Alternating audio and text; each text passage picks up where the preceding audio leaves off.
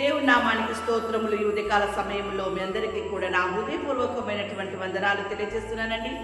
ఈ దినము దేవుడు మీతో మాట్లాడుతున్నటువంటి మాట, ఒక అద్భుతము చాలు మీ జీవితమే మారిపోతుందంట.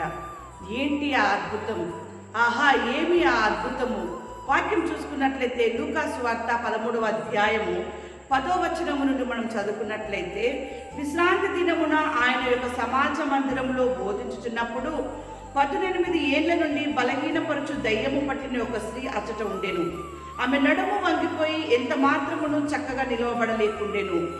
యేసు ఆమెను చూచి రమ్మని పిలిచి, అమ్మా, నీ బలహీనత నుండి విడుదల పొంది ఉన్నావని ఆమెతో చెప్పి ఆమె మీద చేతులుంచగానే ఆమె చక్కగా నిలవబడి దేవుణ్ణి మహిమపరచెను. దేవుడి నామానికి స్తోత్రము కలుగును గాక. ఎంత చక్కని అద్భుతము ఆ బిడ్డ జీవితంలో జరిగింది. ఎంత చక్కని యొక్క అదృష్టము ఆమె పొందుకుంది. విశ్రాంతి దినమున ఆమె అక్కడ దేవుని మందిరములో ఉంటూ ఉంది. ఆయన బోధిస్తున్నటువంటి మాటల్ని వింటూ ఉంది. కానీ ఆమె పరిస్థితి అందరిలాగా లేదు. దేవుని బిడ్డలారా, 18 సంవత్సరముల నుంచి నడుము వంగిపోయి ఉన్నది ఆమె. అయినను ఆమె కూర్చోవడం ఆమెకి ఇబ్బంది, నడవడము ఇబ్బంది, నిలబడము ఇబ్బంది, అన్ని ఇబ్బందులు ఉన్నా కూడా దేవుని మందిరమును మాత్రము ఆమె విడవలేదు. ఎప్పుడైతే ఆమె దేవుని మందిరమును విడవకుండా ఉన్నదో, ఆ సమాజ మందిరములో యేసు బోధిస్తున్నప్పుడు ఆమె యొక్క పైన దేవుని యేసు యొక్క కనుదృష్టి పడింది. అందుకే ఆయన ఎంత చక్కగా మాట్లాడుతున్నాడంటే, ఆమె చూసి రమ్మని పిలిచి, అమ్మ, నీ బలహీనత నుండి విడుదల పొంది ఉన్నామని ఆమెతో చెప్పి ఆమె మీద చేతులుంచగానే ఆమె చక్కగా నిలబడి దేవుణ్ణి మహిమపరిచింది. దేవుని బిడ్డలారా, ఆమె అప్పుడప్పుడు వెళ్ళే మనిషి కాదనుకుంటా. ప్రతి దినము ప్రతి వారము ఆమె దేవుని సన్నిధానంలో గడిపేదనుకుంటా.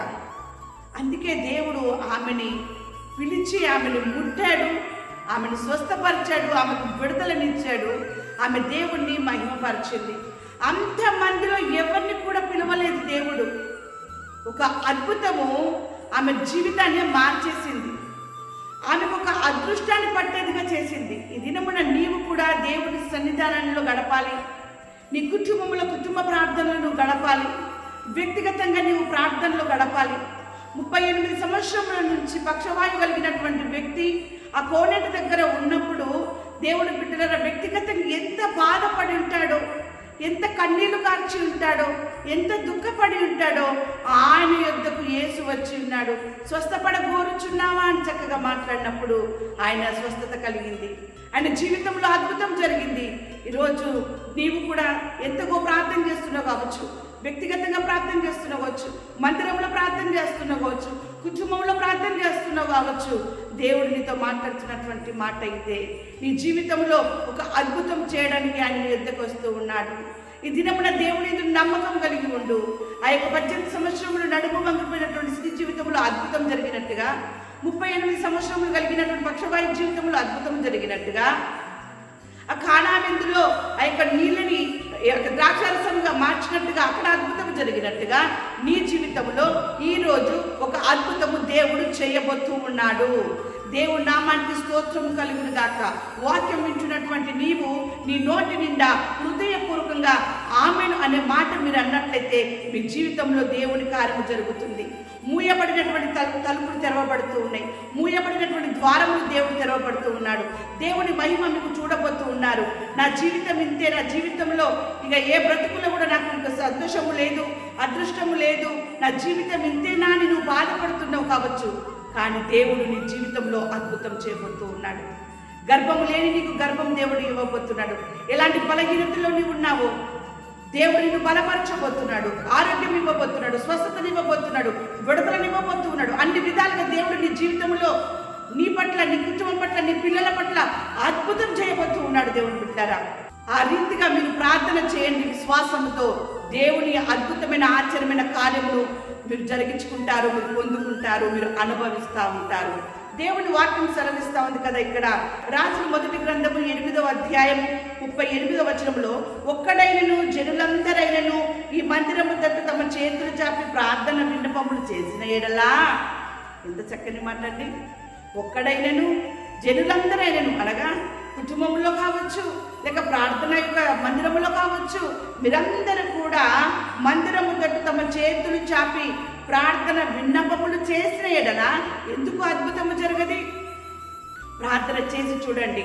ఈ రోజు నా కుటుంబంలో అద్భుతం జరగాలి ప్రభువా, ఈ రోజు నా వ్యక్తిగత జీవితంలో అద్భుతం జరగాలి, ఈరోజు నా సంఘములో అద్భుతం జరగాలి అని చెప్పి నువ్వు పట్టుదలతో దేవుని వైపు నువ్వు చేతులెత్తి నువ్వు ప్రార్థన చేయి. నీ జీవితంలో దేవుడు అద్భుతం చేయబోతూ ఉన్నాడు. దేవుని బిడ్డలారా, ఏ అద్భుతం జరగాలని నువ్వు ఆశపడుచున్నావో, ఏ అద్భుతం జరగాలని నువ్వు నిరీక్షణ కలిగి ఉన్నావో, ఏ అద్భుతం జరగాలని చెప్పేసి అని నువ్వు దేవుని సన్నిధానంలో కన్నీరు కారుస్తూ దేవుణ్ణి అడుగుతూ ఉన్నావో, ఇక్కడ మాట్లాడుతున్నటువంటి మాట 38 సంవత్సరములైందట అతనికి. ఇక్కడ ఈ అమ్మకి 18 సంవత్సరములట. ఆ రీతిగానే నీకు వివాహము కాక ఎన్ని సంవత్సరములైతుందో, వివాహమై సంతానము కాక ఎన్ని సంవత్సరములైతుందో, నీకు స్వస్థత కలగకుండా ఎన్ని సంవత్సరములైతుందో, ఆయన మందిరము వైపు లేక ఆయన వైపు నీ చేతులెత్తి నువ్వు ప్రార్థించినప్పుడు నీ జీవితంలో అద్భుతం జరగబోతుంది, నీ జీవితంలో ఆశ్చర్యము జరగబోతుంది, నీకు అదృష్టం కలగబోతా ఉంది. చూడండి, ఆయన వాక్యం సెలవిస్తా ఉన్నాడు కదా, యెహోవా నీ చేతి పనులన్నింటిలో నిన్ను ఆశీర్వదిస్తాడట. యెహోవా నీ చేతి పనులన్ని విషయంలో కూడా ఆయన నువ్వు చేసేటటువంటి ప్రతి విషయంలో కూడా నేను వర్ధిల్ల చేస్తున్నట్టున్నాడు. అంతేకాదు, నీ శత్రువులను నీ చేతికి అప్పగించినటువంటి ఈ సర్వోన్నతుడైనటువంటి దేవునికి నువ్వు స్తుతి చెల్లించాలి.